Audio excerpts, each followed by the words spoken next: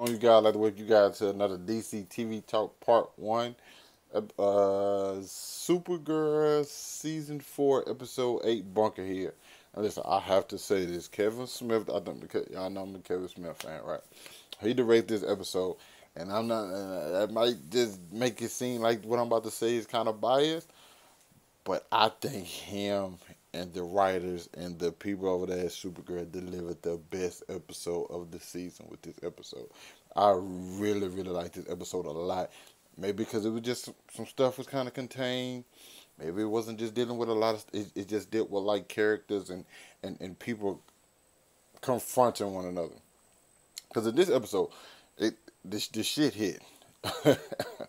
Ben Lockwood gets home. He over there like, hey, we need to put first before he went home. He was like, hey, we need to put the Agent Liberty to the, you know what I'm saying, to the back burner for a little bit. You know what I'm saying? Just let me hold this thing down because I got people trying to get Supergirl right now. You know what I'm saying? I got on the road. Let Ben Lockwood bring this thing through. You talking in third person. So and he gets home. Manchester's Black sitting in there having coffee with his wife. And he knows Manchester Black knows who he is. At this point, he think like, I'm fucked. What am I supposed to do? My kid's not home, but shit, my wife's here, and I took the love of his life. So he's like, man, I just have to. I got to get this thing in order. While that's going on, we have Nia now power starting to manifest. Well, they're not manifesting. She already knew what power she had, and she knew what she could do. It just and I didn't know she was. I didn't know she was an alien. I always thought Nia now was like a metahuman. You know what I'm saying? So either way it goes, she tells like that she's an alien and her powers, and like Cara and Brainy are trying to help her with her powers, and you know what I'm saying. And she sees them because she's kind of like not off the wagon, but like she's kind of like scarred. You know what I'm saying? From the dreams she's had, what nightmares she's having, I guess I would say. And and Brandon he knows her from the future. Or he knows about her from the future. We don't know exactly what he knows because he didn't give that information. Like, hey, you don't want a butterfly effect, all those type of things.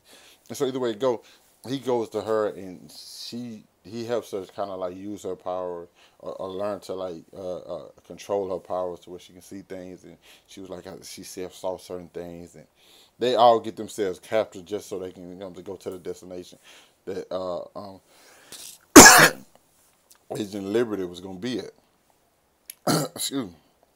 So we get to the point where Manchester is like pretty much it goes from one place and then and he just kind of like torn with him the whole time, and then he just hits it with it.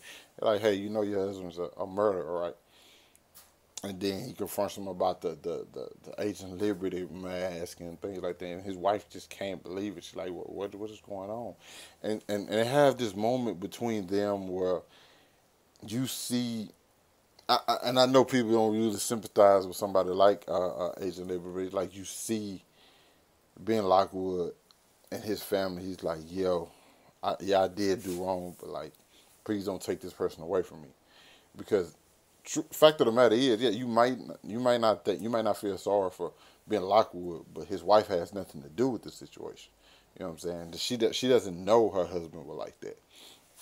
By the end of the episode, she does, and she's cool with it. But like during the time being, she doesn't know her husband for that. And then it's like they have this brawl, and like Manchester's out to kill him. Manchester's out for blood. Manchester's out for blood. Like he want all the smoke, so he's trying to kill him in front of his wife. He was actually going thinking about killing his wife if it wasn't for John just stopping him the times he did. And John, my thing is like John is taking like a step back from like the violence and stuff. But how John would have reacted if he would have allowed Manchester to kill Ben Lockwood and his wife? That I feel like that death would have been. It wouldn't have been John's fault, but John had the opportunity to stop him, and he didn't.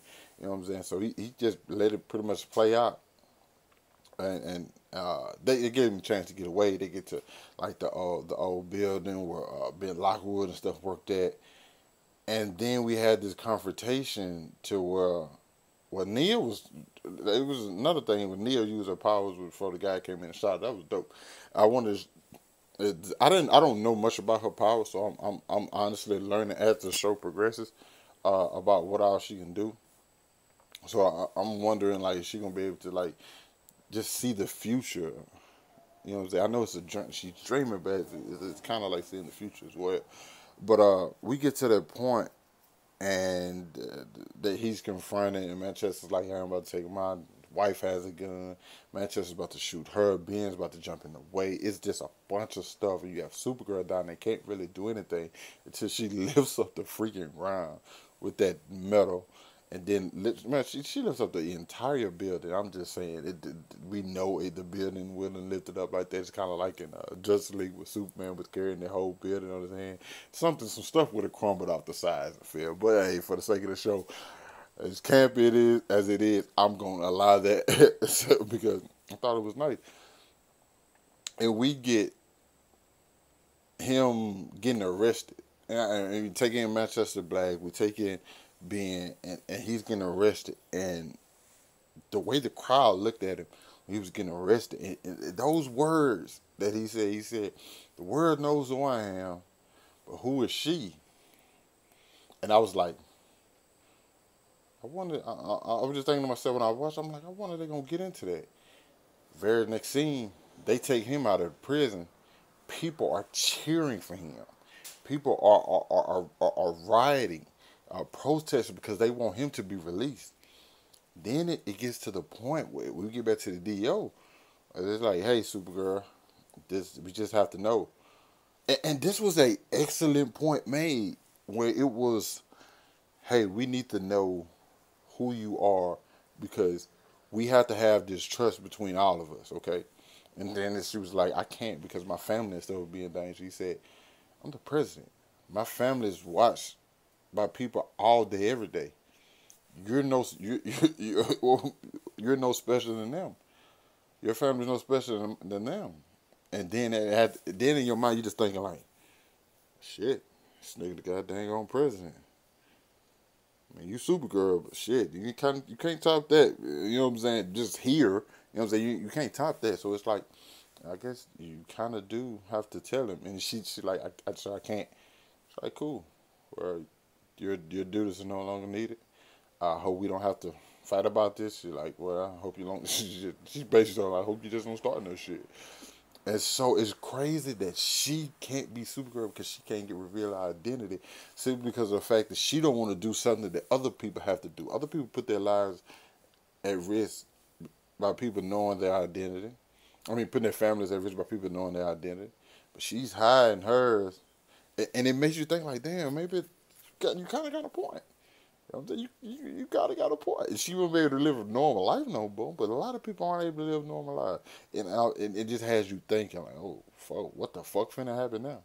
And then we get the little stuff at the end, the little teaser for the crossover. I'll talk about that in another video because I just really want to focus on this video, this episode in general, and how that final scene was a scene that really was like to me like well, I was about to say super, like a very strong scene, and I thought it was well done by everyone involved. Cause like Alex can't say there's no way of defending that because it was what it was. It's a very keen judgment. And like when Supergirl went back to look at Ben Lockwood, he was like, I'll see you soon. Because listen, Ben Lockwood, he can beat Supergirl with strength. He's not strong enough to defeat her. But he just had to turn everyone against her. And his plan worked. And I think, and you, regardless of what you say, you can't justify some of the things he did, but some of the points he made did make sense. You know what I'm saying? I would never justify the things he did, but some of the points he made did make sense. And then he had the people. I probably still want to. I know me. I wouldn't still want to been on his side, because I feel like he was just threatened by, you know what I'm saying, someone else. Ultimately, that's what it came down to. But what he did and how he won, I also see how he won people over too. And so when this episode ended, it just has you thinking like, fuck, what's next? Because if she goes off trying to be Supergirl, then she's disobeying like the agreement she had. And is Alex gonna have to go after her? That's just another question you have that arises, and I'm looking forward to see what happens, man. Like a lot. This was a good ass episode. Like I said, my favorite episode of the season thus far. It just really like highlighted some things, and it put everybody in like a perspective where you like shit. It's tough. It's tough on everybody now. So I enjoyed this. You guys let me know what you thought about it down in the comments. Hit that like button. Subscribe to my channel. I'll catch up with you guys later. Peace.